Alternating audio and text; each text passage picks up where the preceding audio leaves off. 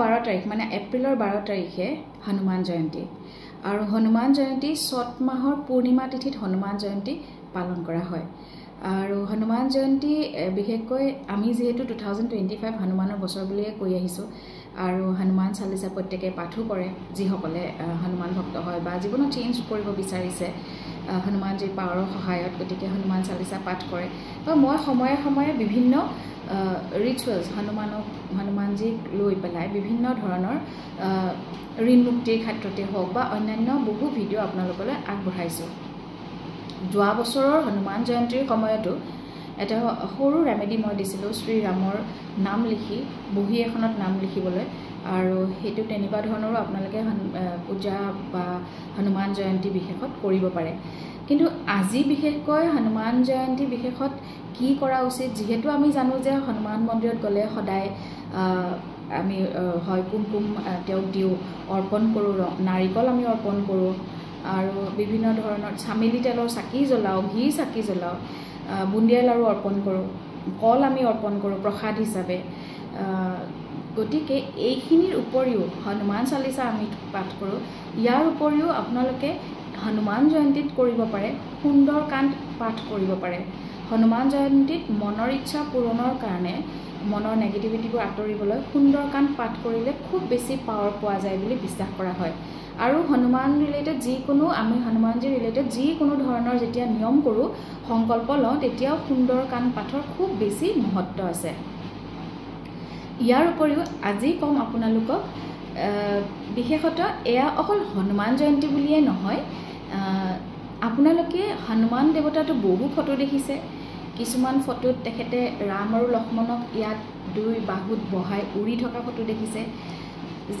যিখন সঞ্জীৱনী পাহাৰখন যে উঠাই আনিছিল লক্ষ্মণক তেওঁ ট্ৰিটমেণ্ট কৰিবলৈ সঞ্জীৱনী ঔষধৰ সেই পাহাৰখন দাঙি অনা ফটো এখনো আপোনালোকে দেখিছে নিশ্চয় হনুমানজীৰ বহু ক্ষেত্ৰত থাকে গদা এটা কান্ধত লৈ পেলাই থিয় হৈ থকা ভংগীমাৰো আছে ঝণ্ডা মানে আমি কওঁ ন পতাকা ৰঙা পতাকা এখন লৈ থকা থিয় হৈ থকা ফটোও আছে গতিকে আৰু ধ্যান মুদ্ৰাত থকা ফটোও আছে গতিকে এই ফটোখিনি বহুতৰে ঘৰত বিভিন্ন ধৰণৰ ফটো থাকিব পাৰে বা মোবাইলতে হওক বা ভাবিবও পাৰে যে আমি হনুমানজীৰ ফটো এখন লগাওঁ এতিয়া মই আপোনালোকক ক'ম যে হনুমানজীৰ ফটো আপুনি আপোনাৰ জীৱনৰ উদ্দেশ্যৰ ৰিলেটেড কৰিও লগাব পাৰে যদি আপুনি আপোনাৰ জীৱনত হেল্থ ইছ্যুজ নাইকিয়া কৰিব বিচাৰিছে বেমাৰ আজাৰ বা অন্যান্য ঘৰত কাৰোবাৰ ইছ্যুজ হৈ থাকে তো আমি হনুমানজীৰ সেই যে সঞ্জীৱনী পাহাৰখন যে দাঙি অনা ফটোখন যে থাকে পাহাৰখন হাতত আছে লক্ষ্মণৰ কাৰণে যে লৈ আহে পাহাৰৰ ফটোখন মানে সেই তেনেকুৱা ধৰণৰ ফটো এখন ঘৰৰ নৰ্থ ইষ্টত যদি লগায় নৰ্থ বা নৰ্থ ইষ্টত যদি লগায় তেতিয়াহ'লে কোৱা হয় যে হেল্থ ইছ্যুজ নাইকিয়া কৰে ভগৱানে দ্বিতীয়তে যদি আপোনাৰ কনফিডেন্স বৃদ্ধি কৰিব লাগে যেনেকৈ ধৰক আপোনাৰ ধৰক কেতিয়াবা ইণ্টাৰভিউত গ'লে কনফিডেন্স কমি যায় পৰীক্ষা হলত কনফিডেন্স কমি যায় বা আপুনি ৰাজহুৱা স্থানতো যদি কথা পাতোতে কনফিডেন্স ফিল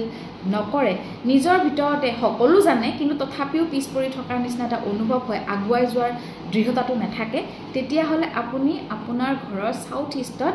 এনেকুৱা এখন ফটো লগাব পাৰে যে এই যে থিয় হৈ থাকে গদা অকমান আগত কৈছোঁ ভগৱান হনুমানজী থিয় হৈ থকা এখন হাতত গদা লৈ থিয় হৈ থকা ফটো সেই ফটোখন আপোনালোকে সাউথ ইষ্টত লগাব পাৰে যদি জীৱনত ভিক্টৰী জয় বিচাৰিছে যে পৰীক্ষাত আমি পাছ কৰোঁ বা যিকোনো ধৰণৰ এচিভমেণ্ট বিচাৰিছে এচিভমেণ্ট যিকোনো ধৰণৰ হ'ব পাৰে যে পৰিয়ালত ধৰক আমি গোটেই ঘৰখন এক কৰি লগাই ৰখাটোও আমাৰ কাৰণে এচিভমেণ্ট হ'ব পাৰে পৰীক্ষাত পাছ কৰাটোও হ'ব পাৰে চাকৰি লাভ কৰাটোও হ'ব পাৰে বা আমি ছ'চিয়েল জীৱনত যেনেকৈ নিজকে এষ্টাব্লিছ কৰিব বিচাৰিছোঁ তাৰ ওপৰতো জয়লাভ হ'ব পাৰে শত্ৰুৰ ওপৰত জয়লাভ হ'ব পাৰে এনেকুৱা ধৰণৰ যদি আপুনি বা কিবা কোৰ্টত কেছ চলি আছে তেনেকুৱাতো আপুনি জয়লাভ বিচাৰে তেনেকুৱা ধৰণৰ যদি বিচাৰে তেতিয়াহ'লে ঘৰৰ পশ্চিমৰ ফালে মানে ৱেষ্ট ডাইৰেকশ্যনত আপুনি এই যে অকণমান আগত কৈছোঁ ৰঙা পতাকা লৈ থকা হিন্দীত ঝণ্ডা বুলি কোৱা হয় পতাকা লৈ থকা ফটো এখন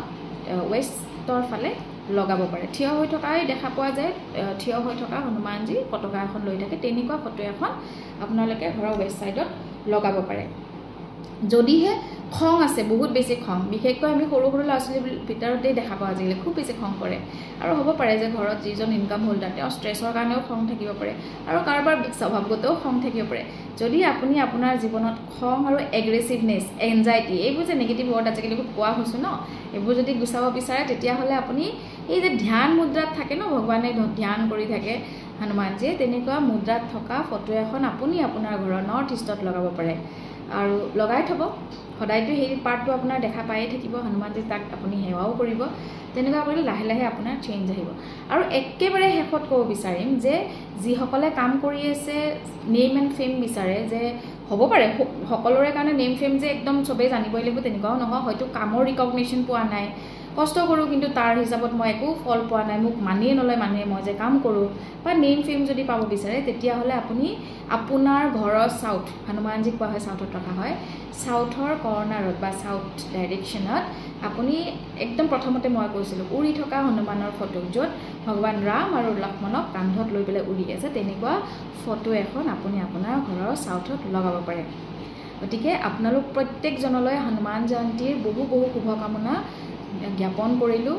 আৰু নিজৰ নিজৰ উইচ চাই পেলাই ইয়াৰ ভিতৰত এখন ফটো এই হনুমান জয়ন্তীত পূজা পাতল কৰাৰ পাছত আপুনি আপোনাৰ এই ডাইৰেকশ্যনটোত লগাব পাৰে আৰু লাহে লাহে দেখিব আপোনাৰ জীৱনত যি ধৰণে আপুনি ভাবিছে কামবোৰ বাবাই তেনেকৈ কৰি লৈ যাব যদি ভিডিঅ'টো ভাল লাগিছে শ্বেয়াৰ কৰিব কাৰণ এইটো ৰেমেডি এনেকুৱা এটা ৰেমেডি যি সকলোৱে কৰিব পাৰে বিচাৰিও আছিল বহুতে যে হনুমানজীৰ ফটো ক'ত ক'ত লগাম গতিকে শ্বেয়াৰ কৰিব বুলি আশা ৰাখিছোঁ আৰু কমেণ্ট কৰিবচোন এনেকুৱা ধৰণৰ ফটোগ্ৰাফ ক'ত আছে কাৰ ঘৰত আছে কোনটো ডাইৰেকশ্যনত আছে ধন্যবাদ